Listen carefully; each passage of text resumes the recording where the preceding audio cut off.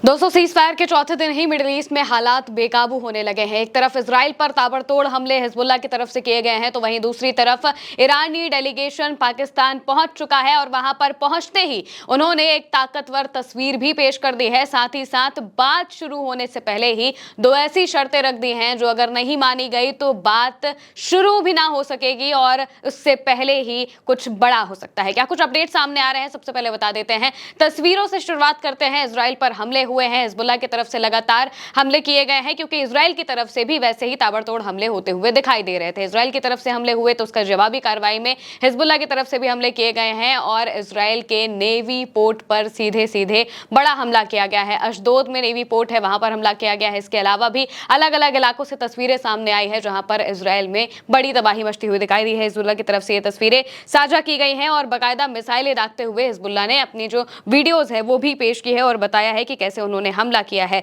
तस्वीरें देखिए, ये सायरन बजते हुए जो इलाके हैं अशदोद का बताया जा रहा है, यहां पर भयानक हमला हुआ है। इसके अलावा प्रेस टीवी के हवाले से लिखा गया है, footage purportedly shows rocket launched by Hezbollah have impacted in Kiryat Shmona occupied Palestine, यानी कि इजराइल के किरियात शिमोना के इलाके में जो रॉकेट लॉन्च हुआ है हिजबुल्लाह की तरफ से, उससे बड़ी तबाही मचती हुई दिखाई दी है।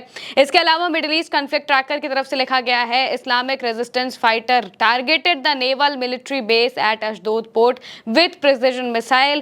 This response will continue until Israel American aggression on our country and people stops. यानी कि जब तक लेबनान के ऊपर इजराइल अटैक करना बंद नहीं करेगा तब तक इसी तरीके से बड़े हमले इजराइल की तरफ से भी होते हुए दिखाई देंगे। इसके अलावा ईरान की तरफ से, ईरान ब्रेकिंग की तरफ से भी एक वीडियो पोस्ट किया गया है जिसमें बताया गया है कि सफेद जो इलाका है इजराइल का, यहाँ पर भी हिजबुल्लाह की रॉकेट स्ट्राइक हुई है जिस वजह से बड़ा लेवल पे डिस्ट्रक्शन हुआ है और साथ ही साथ में जो एम्बुलेंस है वो खड़ी होती हुई दिखाई दे रही है। वहीं दूसरी तरफ आईआरजीसी के स्पोक्स पर्सन की तरफ से बाकायदा ये कह दिया गया है कि अगर हालात लेबनान में नहीं सुधरे तो हम हमला करने के लिए तैयार हो जाएंगे। फार्स न्यूज एजेंसी के हवाले से लिखा गया है, Khatam al Anbiya headquarters, Iran armed forces keep finger on trigger crushing response to aggression, यानी कि जरा सा भी हमला और बढ़ा तो आईआरजीसी भी हमला करने के लिए तैयार हो जाएगा। वहीं दूसरी तरफ अब एक तरफ पीस टॉक्स चल रही है, इस्लामाबाद में बातचीत होने वाली है। इसको लेकर ईरान का जो डेलीगेशन है वो वहां पर पहुंच चुका है और ईरान के डेलीगेशन को जो लीड कर रहे हैं पार्लियामेंट के स्पीकर एमबी गालिबाफ, उन्होंने ईरान से निकलने से पहले ही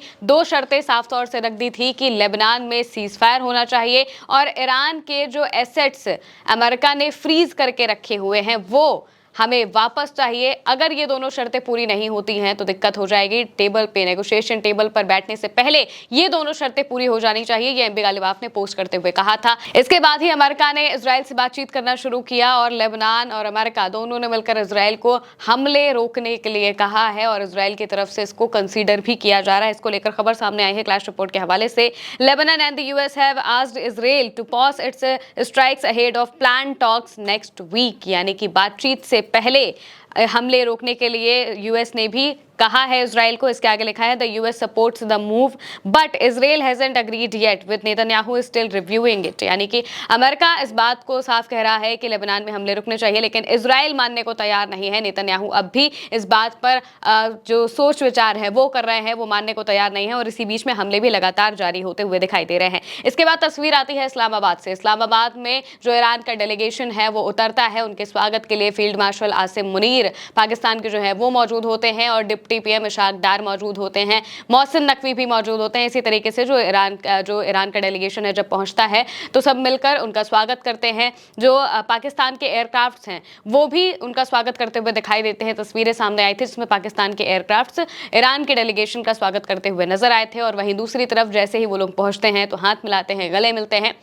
और इस तरीके से उनका स्वागत किया जाता है। डेलीगेशन में कौन लोग शामिल है वो भी बताएंगे और इसके बाद जो सबसे जरूरी तस्वीर है वो भी आपको दिखाएंगे। डेलीगेशन में सबसे पहले तो संसद के स्पीकर मोहम्मद बागेर गालिबाफ हैं, इसके बाद विदेश मंत्री अब्बास ज़राक्ची हैं जिनकी भी तस्वीर सामने आई है और साथ ही साथ में सुप्रीम नेशनल सिक्योरिटी काउंसिल के सेक्रेटरी मोहम्मद बागेर जोलगदरी भी हैं, डिप्टी विदेश मंत्री माजिद तख्त रवानची भी हैं। ये सभी इस डेलीगेशन में शामिल है। ईरान का जो डेलीगेशन पहुंचा है वो इनमें शामिल बताए जा रहे हैं और इन सभी के पहुंचने के बाद से ही जो अंबिका लिबाफ है उन्होंने एक तस्वीर पोस्ट की। तस्वीर में अंबिका लिबाफ दिखाई दे रहे हैं, फ्लाइट में नजर आ रहे हैं और उनके सामने जो फ्लाइट की सीट्स हैं उन पर मिनाब में मारे गए बच्चों की तस्वीरें, उनके बैग्स रखे हुए हैं। वो बैग जो कि उस हमले में बुरी तरह से खून से लथपथ हैं या फिर उनकी हालत काफ़ी ख़राब दिखाई दे रही है।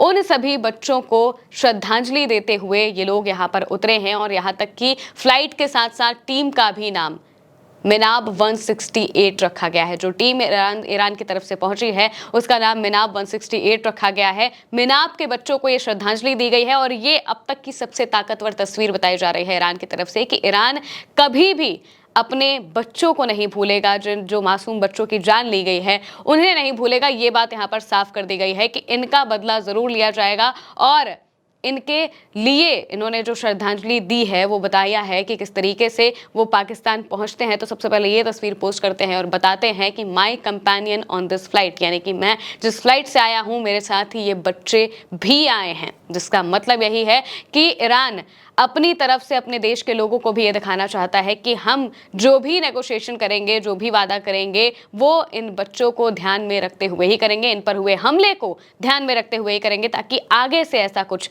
ना हो पाए। तस्वीर सामने आती है, इसको लेकर खबर भी सामने आती है जिसमें बताया गया है कि किस तरीके से ईरान की तरफ से मिनाब 168 इस फ्लाइट का नाम रखा गया है और साथ ही साथ में बताया गया है कि अब इसके बाद बातचीत होनी है। लेकिन बातचीत को लेकर भी एक बहुत बड़ी खबर ये भी सामने आ रही है कि पहले जो ईरान का डेलीगेशन है वो पीएम के जो पाकिस्तान के पीएम हैं उनसे अकेले में बातचीत करेगा। इसके बाद अमेरिका का जो डेलीगेशन आएगा, जेडी वैंस आएंगे, वो सब मिलकर पाकिस्तान के पीएम से अकेले में बातचीत करेंगे और इसके बाद इनडायरेक्ट बातचीत शुरू होगी। यहाँ पर पहुंचने के बावजूद अभी भी संशय इस वजह से बना हुआ है क्योंकि सामने बैठकर बातचीत नहीं होने वाली है मौजूदा वक्त में। जब तक कि एक टेबल पर अपनी अपनी बातें, कंडीशंस दोनों लोग सामने नहीं रख देते हैं तब तक एक टेबल पर बैठकर बातचीत नहीं होगी, इनडायरेक्टली टॉक्स ही होगी। यानी कि पहले ईरान के डेलीगेशन से बातचीत की जाएगी और ये संदेश लेकर फिर जो पाकिस्तान के पीएम है या फिर वहां पे जो भी मीडिएटर्स हैं वो सभी जाएंगे अमेरिका के पास और इस तरीके से बातचीत होगी। इसे एक टर्म भी दिया गया है, उस टर्म का नाम क्या है वो भी हम आपको बता देते हैं। लगातार इसको लेकर खबरें सामने आ रही है कि इसे प्रॉक्सिमिटी टॉक्स कहा जाता है। इसका मतलब ये हुआ कि अमेरिका और ईरान के वार्ताकार दल एक ही होटल में होते हुए, ये सब एक ही होटल में होंगे लेकिन फिर भी इनकी बातचीत सामने से नहीं होगी, अलग अलग कमरों में होंगे। पाकिस्तानी मध्यस्थ का दल एक से बात करेगा, उसके बाद दूसरे के पास जाएगा, दूसरे से बात करके पहले के पास आएगा, फिर यही प्रक्रिया दोहराई जाएगी। इसमें 2-3 बातें हो सकती हैं, या तो कोई ब्रेक थ्रू मिल जाता है, या फिर आगे बातचीत पर कोई सहमति बने, या फिर बातचीत पूरी तरह से टूट जाए। 3 इसमें कंडीशंस बताई जा रही हैं कि इसके जरिए 3 चीजें होने वाली हैं।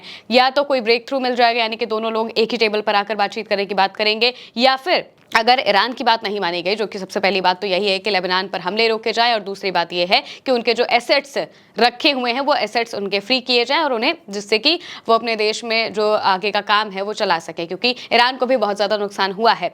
इस वजह से ये सारी चीज़ें होंगी। अब अगर ये नहीं होता है, क्योंकि जेडी वैंस जिस तरीके से जब अमेरिका से निकलते हैं तो वो अपने बयान में इस बात को कहते हैं कि अगर ईरान हमारे साथ कोई चाल चलने की कोशिश करेगा तो हमारे जो नेगोशिएटर्स हैं वो नरम दिल वाले नहीं हैं, जिसका मतलब यही था कि वो धमकाने की कोशिश कर रहे हैं। इसके बाद अंबिका लिबाफ का भी बयान सामने आता है। जब वो पाकिस्तान पहुंचते हैं, उनसे सवाल किया जाता है तो वो भी अपना बयान देते हैं। बयान में वो साफ तौर से कहते हैं कि अगर अमेरिका कोई वास्तविक समझौता करने और ईरानी लोगों को उनके अधिकार देने के लिए तैयार है तो ईरान भी किसी समझौते पर पहुंचने के लिए तैयार होगा। हमारे मन में सद्भावना है लेकिन हमें उन पर कोई भरोसा नहीं है। साफ कह दिया है कि अमेरिका पर भरोसा नहीं है। इसके बाद उन्होंने कहा कि दुर्भाग्य से अमेरिकियों के साथ बातचीत का हमारा अनुभव हमेशा असफलता और समझौतों के उल्लंघन में ही समाप्त हुआ है। 1 साल से भी कम समय में 2 बार बातचीत के बीच में ही ईरान की सद्भावना के बावजूद उन्होंने हम पर हमला किया और कई युद्ध अपराध किए हैं। साफ तौर से बताया है कि इन्होंने कई युद्ध अपराध किए हैं और हमें इन पर भरोसा नहीं है। जब भरोसा ही नहीं है तो बातचीत भला आगे कैसे बढ़ेगी।